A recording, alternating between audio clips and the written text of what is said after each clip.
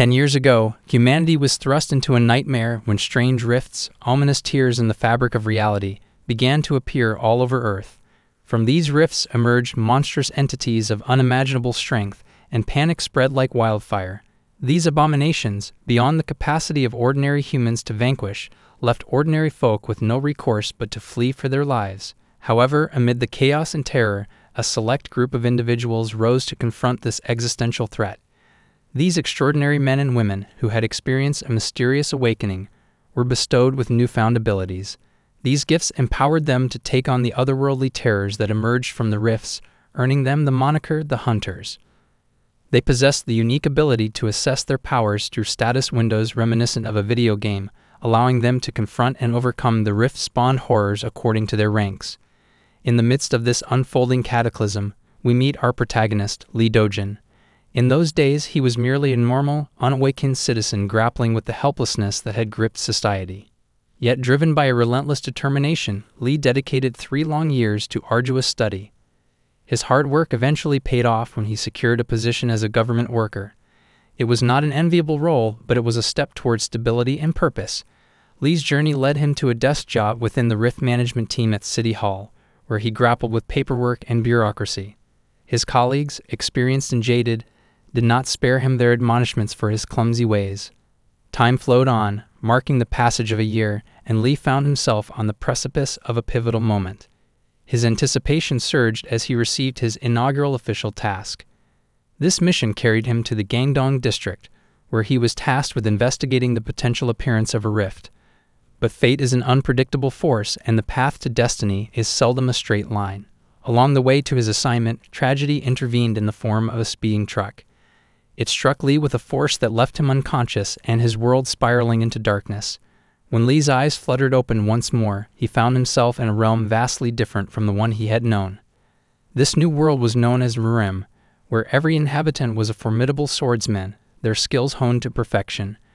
In this unfamiliar realm, Lee experienced death's cruel embrace countless times, as he was thrust into perilous situations that pushed him to the brink.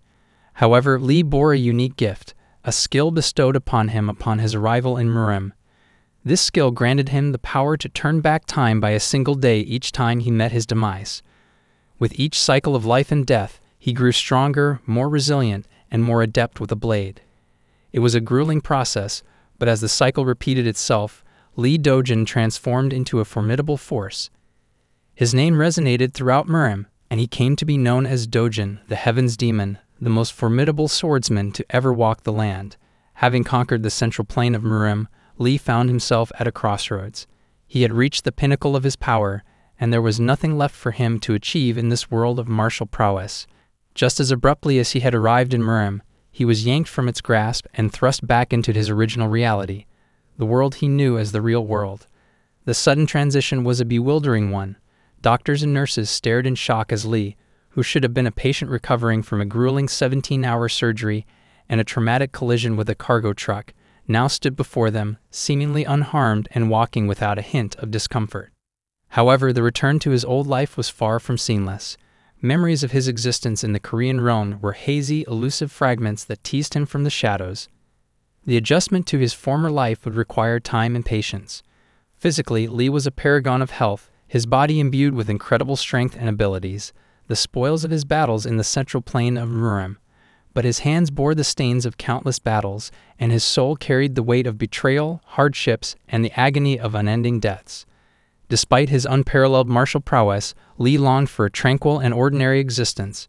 With determination in his heart, Lee made his way to the bustling Seoul City Mall, a familiar place from his previous life. The path led him back to the office where he had toiled as a government worker. The sight of him there was nothing short of astonishing, and his boss couldn't contain his shock. "Are you okay?" his boss asked, bewildered by Lee's unexpected return. Lee, no longer plagued by his previous stutter, replied confidently, "Yes, I'm fine."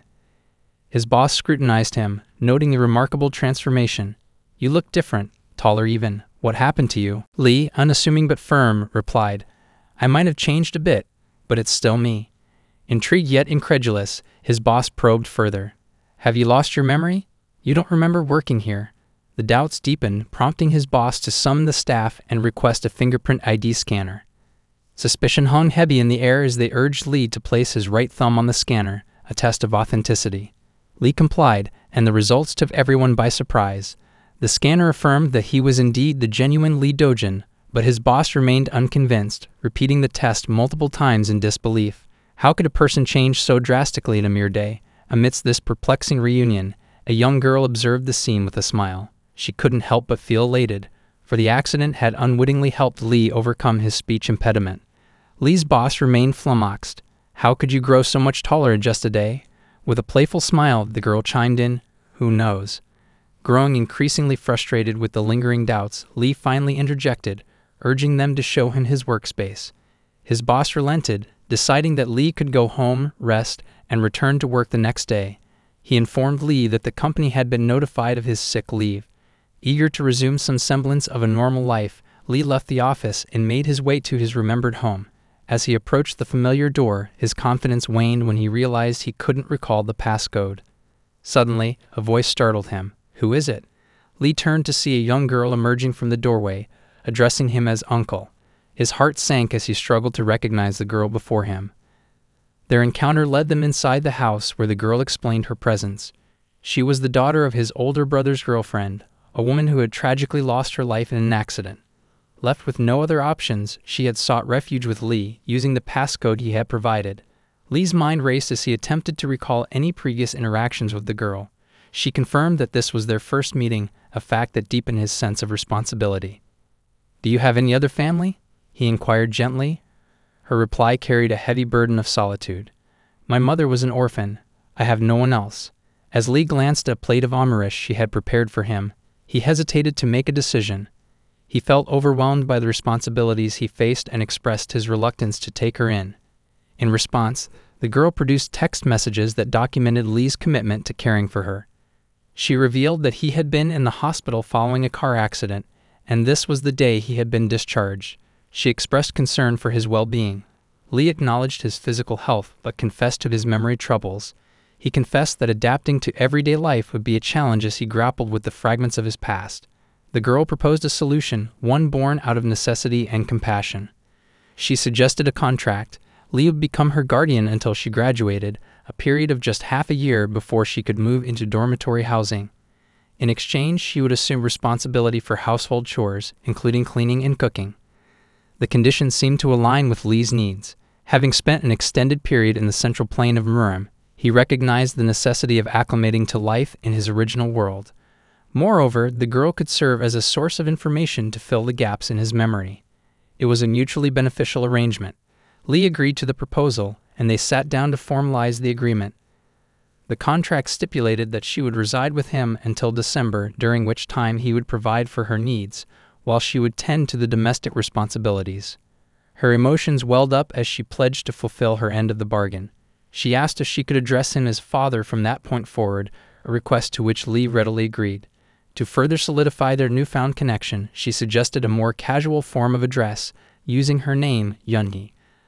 Their interactions flowed with ease, a testament to Lee's ability to adapt to the rapidly changing circumstances. Yunhee, overcome with emotion, ventured into the room to broach another topic, but grew flustered upon witnessing Lee's transformation. Lee encouraged her to speak her mind. "What did you want to say?" She composed herself and revealed their immediate need for groceries. The fridge was nearly empty, and replenishing their supplies was a pressing concern. Lee, eager to contribute, reached for his card and handed it to her. "Use this card from now on," he instructed. Her surprise was palpable as she questioned his reliance on a memory-challenged individual for grocery shopping. To mitigate this concern, Lee agreed to accompany her to the store, viewing it as an opportunity to jog his memory. Together, they embarked on a trip to the grocery store, navigating the aisles and discussing dinner plans. However, just as they were deliberating their choices, a rift materialized within the confines of the supermarket. Panic spread like wildfire as shoppers scrambled in all directions, their faces contorted with fear. Yunhee, drawing on her training, swiftly produced a weapon and urged Lee to flee, her voice trembling with worry. She recognized the danger of the situation and was determined to keep him safe. From the depths of this ethereal breach emerged a creature, a goblin, its grotesque form a testament to the otherworldly nature of the rift. Panic and terror swept through the bystanders as they struggled to comprehend the monstrosity that had intruded upon their reality. Yet amid the pandemonium and the collective hysteria that gripped the crowd, one individual remained remarkably composed. Lee Dojun, whose recent experiences in the mystifying realm of Murim had endowed him with a unique perspective, appeared entirely unfazed by the sight of the goblin.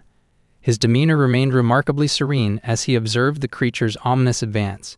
In stark contrast to Lee's calm, the young girl accompanying him, Yunhee, sprang into action with unwavering determination.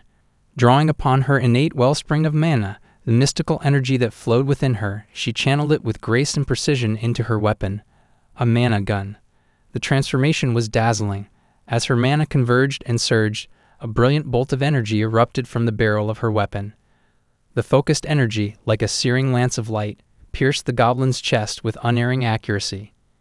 In an instant, the creature's malevolent existence was extinguished. The goblin, which had moments ago inspired dread, now lay lifeless upon the ground. The crowd, initially paralyzed by their fear, erupted into a cacophony of relief and gratitude. The gaze of onlookers shifted from the fallen goblin to Yunhee. Observing Yunhee's skillful display and her composed response to the rift's intrusion, Lee couldn't help but wonder about her abilities. He surmised that she must belong to the enigmatic group known as Hunters. Yet, despite her heroic intervention, Yunhee had little time to bask in her triumph. Turning her attention to Lee, she addressed him with a mixture of exasperation and concern, her voice tinged with frustration. "Didn't I tell you to run? It's dangerous," she scolded. "If you got hurt anywhere," Lee interjected, reassuring her, "I'll be more careful from now on." Their conversation was cut short, however, as the distinctive blue uniforms of the police arrived at the scene. The authorities swiftly assumed control of the situation, their presence serving to restore order amidst the chaos. Approaching the duo, the police officers inquired about the events that had transpired and the actions taken to deal with the goblin threat. Lee, who had not been entirely prepared for this official inquiry, took a step forward and candidly admitted, "It wasn't me, it was my daughter." The revelation garnered raised eyebrows from the police officers. One of them requested identification from both Lee and Yunhee, in addition to a comprehensive set of personal information. This included phone numbers, home address, and even bank account details. The officer explained that this procedure was standard practice when civilians assisted in dealing with rift-related incidents. The compensation provided was not merely a token of appreciation for their valor, but also encompassed the cost of the magic stone, and most notably, recognition for safeguarding the civilian population. It was the government's way of acknowledging the risks civilians took to protect their fellow citizens. Lee, somewhat taken aback by the concept of compensation, inquired further, seeking to understand the implications of this development. The officer's request for her account number was met with an eager response, and she promptly provided the necessary information to facilitate the compensation. Once their interaction with the police concluded, Lee and Yunhee returned to their home, their respective thoughts and feelings a whirlwind of complexity. As they settled into a quieter environment, Yunhee received a notification on her phone. The contents of the message were met with elation. A total of 150,000 won had been transferred to her account. Lee's eyes widened in response to the sum, and he couldn't help but remark, "That's quite a sum. If you can earn this much just by hunting, is there really a reason for you to stay with me?" Yunhee, ever practical, quickly tempered his expectations. She explained that the appearance of rifts and the types of creatures they spawned were entirely random. The goblin they had encountered was relatively low risk, but that wasn't always the case. Dungeon rifts, which were potentially more lucrative, could only be entered by hunters acknowledged by the government, usually in organized parties. Yunhee lacked both the official status of a hunter and the requisite licenses to participate in these endeavors. Intrigued by Yunhee's explanation, Lee delved deeper into the topic of cultivation techniques, sensing an underlying complexity to this world he had only just begun to explore. Then he started explaining about it, but he abruptly changed his mind, leaving her puzzled. With a sly smile, Yunhee shifted the conversation toward a more uplifting note.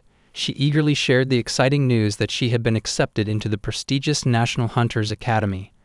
Her abilities, even though she hadn't awakened as an official hunter, had earned her a mana gun license, allowing her to carry the formidable weapon. Lee couldn't hide his awe at the gravity of her achievements. It was becoming increasingly evident to him that not just anyone could become a hunter. Yunhee, with her determination and unique skills, was proving to be an exceptional individual. She jokingly reminded Lee that he should treat her well, as she harbored aspirations of becoming a renowned and celebrated hunter in the future. With their hearts filled with hope and ambition, They set out to enjoy a meal together. She inquired of Lee about his profession, and he promptly disclosed his occupation as a city hall employee. With a warm smile, she mused, a public official then. Her words conveyed a hint of relief, her concern perhaps having been the potential dangers associated with his job. This concern, however, was quickly dispelled as she offered him a generous serving of food, encouraging him to savor every bite. The following day, Lee resumed his routine as a public servant at the city mall. His boss, displaying genuine concern for his well-being, inquired about his health and readiness to return to work. Lee expressed gratitude for the concern, reassuring his superior that he was, indeed, feeling well and prepared to fulfill his duties. As Lee settled into his office, a senior colleague introduced himself as Kwon Hyuk-soo. Kwon extended a warm welcome to Lee, assuring him that he could reach out with any questions or concerns. Lee reciprocated the gesture, thanking Kwon for his offer of assistance. The buzz in the office signaled the arrival of a visitor. A young woman, arriving slightly tardy, was greeted by Lee's boss. Her apology for the delay was met with understanding, and she took full responsibility for her punctuality.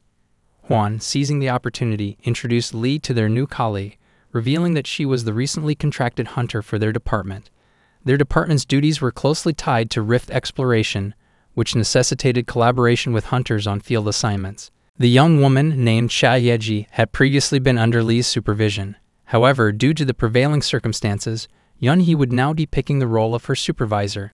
Lee voiced his realization, stating, "So this was originally supposed to be my job."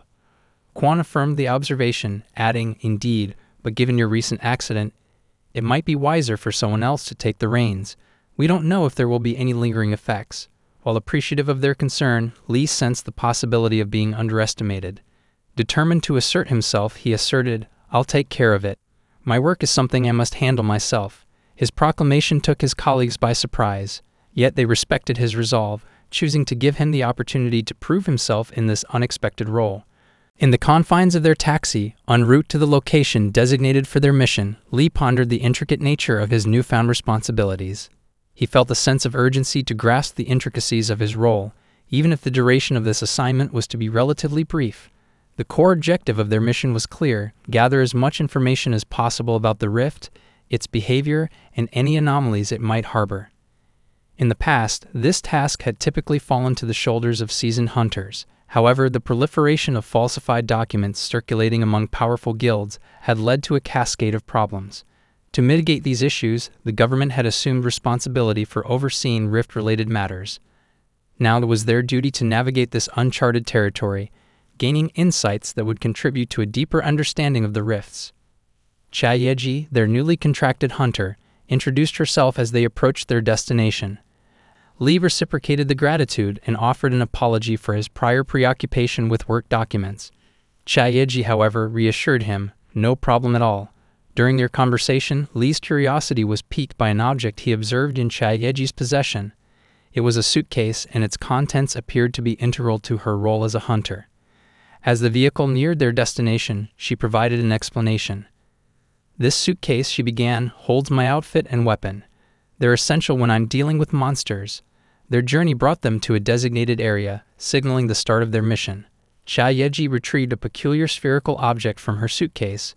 Placing it against her body, she initiated a transformation, a dazzling sequence that left Lee astounded. In a matter of seconds, her appearance underwent a remarkable change. She donned a sleek, form-fitting suit, and in her hand she wielded a sword. It was a breathtaking display of technology and capability, one that highlighted the formidable power of a hunter's equipment. Lee, his eyes wide with amazement, couldn't resist expressing his awe. "Is this your first time witnessing this?" Cha Yeji inquired with a gentle smile. He nodded, acknowledging his astonishment. The suit she wore, while she described it as the cheapest, was valued at over 3 million won, a testament to the expense associated with the equipment of a hunter. Inquisitive about the sword, Lee asked for more information. With an affable demeanor, Cha Yeji clarified, "It's a D-rank warrior's skeleton sword. It's not too expensive." She inquired of Lee how she should address him. In response, he graciously conveyed that it was of no particular significance to him. As they approached the security checkpoint, she expressed her intention to refer to him as manager, recognizing his role in overseeing the rift. Lee, displaying an amiable disposition, accepted this choice without reservation. Their exchange concluded as they continued beyond the confines of the security checkpoint. The entryway to the rift loomed before them, a portal to the unknown. Yeji's heart raced as she realized the gravity of the moment. This would be her first solo expedition. She knew she had honed her skills, but the prospect of venturing alone into the rift was daunting. Just when Yeji thought her nerves couldn't be tested any further, a group of hunters suddenly materialized behind them. Their unexpected presence sent a jolt through her. They greeted her with familiarity, their smiles masking an undercurrent of mischief. The hunters' keen eyes quickly discerned that Yeji had recently joined a guild. Their expressions soured, and one of them, a brash and scornful figure, wasted no time in subjecting her to ridicule. He questioned how she had secured her place when her mana utilization skills remained unimpressive. Yeji felt a crushing wave of humiliation wash over her. She couldn't bring herself to respond, the weight of their mockery rendering her speechless. Lee, who had been observing the situation, felt a simmering anger rise within him. He couldn't stand idly by while Yeji was belittled and ridiculed. He turned to her, his voice laced with concern. "Yeji, do you know these individuals?" Yeji, her voice quivering, nodded. "Yes, manager. We were at the same academy when I was preparing to become a hunter." The lead hunter, overhearing their exchange, turned his attention to Lee. He started laughing derisively, his words dripping with condescension. "Look at that, she's partnered with a contract hunter, as if no guild would accept her. What a joke." Lee took a step forward, his eyes narrowing with determination. That's enough. But the lead hunter, driven by arrogance and bravado, wasn't willing to back down. He grabbed Lee by the collar, defying the simmering tension in the air. "What are you going to do about it?" Lee's patience had worn thin, his face contorted with anger. He delivered an ultimatum, his voice chillingly calm. "You have 3 seconds to let go. After that, I won't be responsible for what happens next." Fear flashed across the hunter's eyes as he felt the deadly aura emanating from Lee. He struggled to breathe, his grip on Lee's collar loosening. His partner, bewildered and alarmed, rushed to his side, demanding to know what was happening. With trembling hands and a pallid face, the lead hunter released Lee and crumpled to the floor, overcome by the sheer intensity of the encounter. He couldn't believe what had just transpired. The onlookers, initially silent, burst into laughter at the turn of events. Lee, his voice commanding, turned to Yeji. "Let's go into the rift." With newfound determination, Yeji followed Lee into the rift, the memory of the confrontation still fresh in her mind. As they ventured deeper, Lee couldn't help but observe the surroundings. This particular F-rank rift seemed surprisingly straightforward, a potentially promising sign. Their tablet chimed, signaling the availability of a rift registration. After completing the necessary formalities, they were prepared to advance further into the abyss. Yeji, eager and resolute, declared her intention to lead the way. It was her first solo expedition, and she felt a mix of nervousness and excitement. This was her chance to prove herself not only as a contract hunter, but also as a capable and self-reliant individual. As they ventured deeper into the rift, their surroundings began to change. The presence of other hunters, already entrenched within the rift, was evident. Yeji couldn't help but feel a pang of disappointment. She had hoped to demonstrate her skills to Lee, her newfound manager, but the presence of others threatened to overshadow her accomplishments. Lee, however, viewed the situation differently. He saw it as an advantage. The presence of fellow hunters meant that they were less likely to encounter the bothersome goblins that often impeded their progress. This would expedite their map pin acquisition and allow them to return home earlier. Amid their progress, Lee's attention turned to Yeji's stats displayed on their tablet. They appeared fairly standard until he noticed one standout attribute, an S-rank skill in Scholar's swordsmanship. This rare skill was a double-edged sword, granting her unparalleled prowess but preventing her from accessing mana until she reached Phase 3. Curiosity piqued, Lee inquired about her awakened skill. Yeji confirmed it with pride, recounting her days at the academy when she had been the top student, acing written exams and emerging victorious in sparring matches. She had believed herself to be the best of the best. However, the absence of mana had thrown a wrench into her plans, leaving her stranded at Phase 1 with no clear path to progression. The weight of her predicament pressed down on her, and tears welled up in her eyes. Lee, not one to stand idly by, lifted Yeji's spirits. As goblins descended upon them, he swiftly intervened, saving her from their clutches. His reassuring presence was a source of strength for Yeji. Lee encouraged her not to remain idle.